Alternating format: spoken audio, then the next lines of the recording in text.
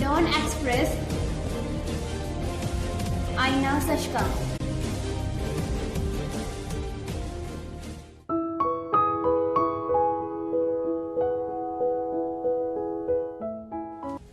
मैं Jagdish Tiwari the don Express में आपका स्वागत है। आशा है आप सब सुखी व स्वस्थ होंगे। नागपुर बॉम्बे हाई कोर्ट ने मंगलवार 3 जून को केंद्र, राज्य और 10 मीडिया हाउसों को कोविड-19 महामारी के दौरान पत्रकारों, गैर पत्रकार कर्मचारियों पर वेतन में कटौती करने के गैर कानूनी और मनमानी आदेशों के विरुद्ध नोटिस जारी करके जवाब तलब किया है। न्यायमूर्ति SP शुक्रे और न्यायमूर्ति AS किलोर की पीठ ने जनहित याचिकाओं पर कर्मचारियों की छंटनी या उनका वेतन काटने से रोकने के लिए मीडिया समूहों को निर्देश देने की मांग वाली याचिका पर सभी उत्तरदाताओं को नोटिस जारी किया है और 4 हफ्तों में जवाब मांगा है। पीठ Maharashtra union of working journalist और Nagpur union of working journalist द्वारा दायर जनहित याचिका पर सुनवाई कर रही थी। याचिकाकर्ताओं ने केंद्र सरकार और महाराष्ट्र राज्य के अलावा इंडियन न्यूज़पेपर सोसाइटी, विदर्भ दैनिक समाचार पत्र, Lokmat media, Times of India, Maharashtra Times, Dainik Bhaskar, Sakal media, Indian Express, Loksatta, Tarun Bharat, नव भारत मीडिया समूह, देशोन्नति समूह और पुण्य नगरी के लिए समूह को मामले में उत्तरदायिता बनाया है। MUWJ के वकील श्री रंग भंडारकर, NUWJ के वकील मनीष शुक्ला, केंद्र के लिए additional solicitor general UM Aurangabadkar और राज्य के लिए सरकारी वकील SY देव पुजारी सुनवाई के दौरान उपस्थित हुए। याचिका के अनुसार ऐसे समय में प्रधानमंत्री द्वारा कर्मचारियों को आजीविका से वंचित न करने की अपील और मार्च में श्रम मंत्रालय की एडवाइजरी नजरअंदाज करते हुए पत्रकारों को एक तरफा बर्खास्त किया जा रहा है, इस्तीफा देने के लिए मजबूर किया गया है। याचिकाकर्ताओं ने प्रतिवादी मीडिया समूह के लिए काम करने वाले कर्मचारियों की छंटनी और वेतन कटौती के विशिष्ट उदाहरणों का भी उल्लेख किया है। याचिका में कहा गया है कि नियोक्ता समाचार पत्रों के मालिकों को यह कार्रवाई अमानवीय और गैरकानूनी है। याचिका में कहा गया कि कोरोना वायरस महामारी संकट की आड़ में ये नियमित पत्रकार गैर पत्रकार कर्मचारियों की सेवा की शर्तों को बदल रहे हैं और उन्हें अनुबंध कॉस्ट टू कंपनी के आधार पर फिर से नियुक्त करने की पेशकश कर रहे हैं। वहीं अगली खबर, लॉकडाउन की वजह से निजी कंपनियों से कर्मचारियों को नौकरी से निकाले जाने या सैलरी कटौती के खिलाफ दायर याचिका पर सुप्रीम कोर्ट में सुनवाई पूरी हो गई है। कोर्ट 12 जून को अपना फैसला सुनाएगा। कोर्ट ने कहा कि 12 जून तक किसी कर्मचारी को नौकरी से निकाले जाने या सैलरी कटौती को लेकर किसी भी कंपनी के खिलाफ कोई कार्रवाई नहीं होगी। सुनवाई के दौरान केंद्र सरकार ने कहा कि जब लॉकडाउन शुरू हुआ था तो कर्मचारियों के काम वाली जगहों को छोड़कर अपने गृह राज्यों की ओर पलायन करने से रोकने के लिए गृह मंत्रालय ने 29 मार्च को अधिसूचना जारी की थी, जिसमें प्राइवेट कंपनियों से किसी को नौकरी से न निकालने और सैलरी कटौती न करने की हिदायत दी थी। केंद्र सरकार ने आज कोर्ट में कहा कि ये मामला कर्मचारियों और कंपनी के बीच का है और सरकार इसमें दखल नहीं देगी। सरकार ने कहा कि निजी कंपनियां लॉकडाउन के दौरान अपने श्रमिकों को वेतन कटौती के लिए स्वतंत्र हैं। सरकार की अधिसूचना के खिलाफ दायर याचिका में कहा गया कि लॉकडाउन में कामकाज बिल्कुल ठप है, इसके चलते कोई काम नहीं है, जेबें खाली पड़ी हैं, कारोबार चलाना संभव नहीं है। ऐसे में कंपनियां स्टाफ को सैलरी कहां से दें।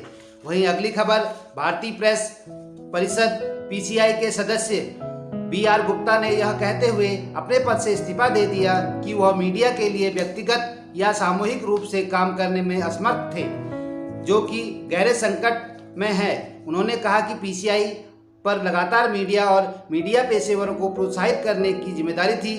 गुप्ता ने कहा, लेकिन अब सभी का मानना है कि मीडिया गहरे संकट में है, परिषद का लक्ष्य पूरा नहीं हो पा रहा है और मुझे लगता है कि मैं मीडिया की स्वतंत्रता के लिए कुछ भी उल्लेखनीय नहीं कर पा रहा हूं।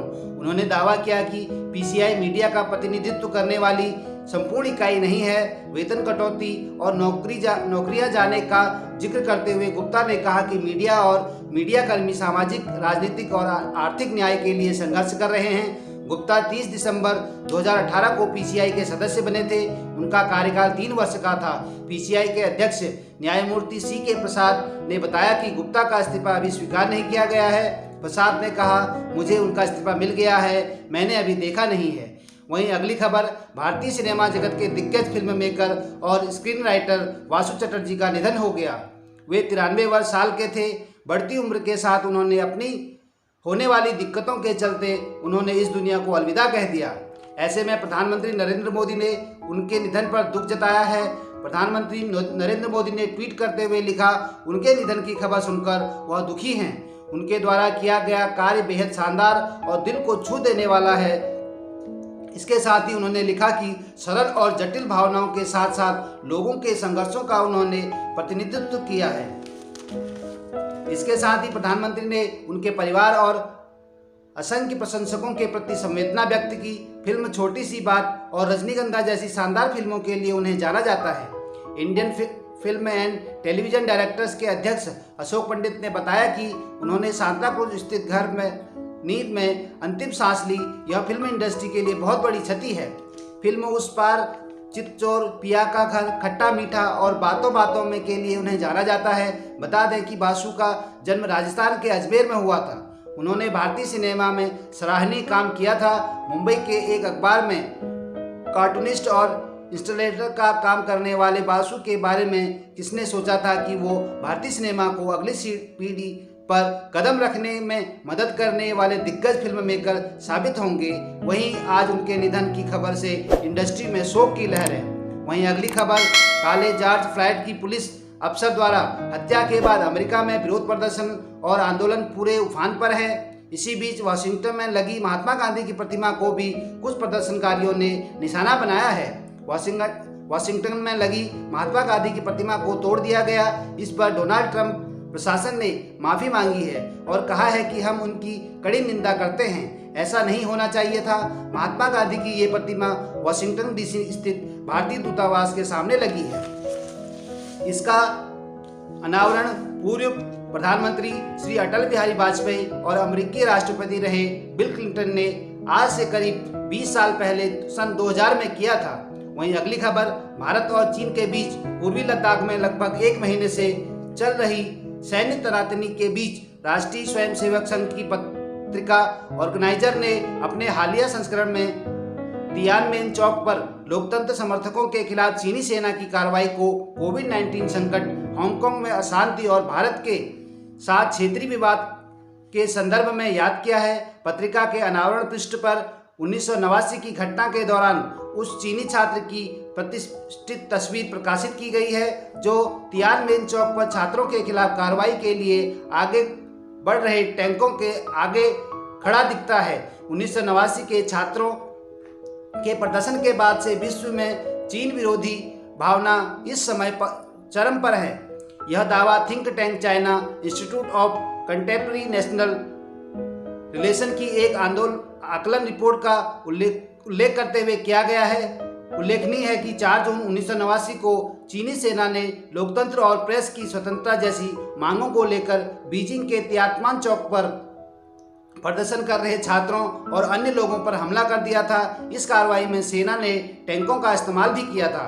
वहीं अगली खबर, पंजाब के भारतीय प्रवासियों के प्रभुत्व वाला भारतीय कनाडाई अपराध सिंडिकेट भारत में खालिस्तान आंदोलन को फिर से हवा देने के लिए सिख फॉर जस्टिस के लिए अलगाववादी समूहों को वित्त पोषण कर रहा है। भारतीय खुफिया एजेंसी द्वारा तैयार की गई एक गोपनीय रिपोर्ट से पता चला है कि नशीले पदार्थों की तस्करी कनाडा के ब्रिटिश कोलंबिया राज्य से बाहर संचालित होने वाली धालीवाल ग्रेवाल गिरोह जैसे अपराध सिंडिकेट नेता गुरपंतवंत सिंह पन्नू के उनके सहयोगियों से जुड़े हैं। रिपोर्ट में कहा गया है कि अवैध धन के समर्थन में चरमपंथी सिख नेता गुरपंतवंत सिंह पन्नू एक ही छत के नीचे कई खालिस्तान गुटों को लाने की साजिश कर रहा है। इस संबंध में इस रविवार को एक वैश्विक वीडियो सम्मेलन को संबोधित करेगा। खालिस्तान समर्थक और इस अमेरिका आधारित FFJ समूह को नरेंद्र मोदी सरकार ने जुलाई 2019 में भारत विरोधी गतिविधियों के लिए प्रतिबंध लगा दिया था। SFJ जिसका पाकिस्तानी प्रतिष्ठानों के साथ भी संबंध है, साबार, daily hunt and daily home. धन्यवाद। The don express.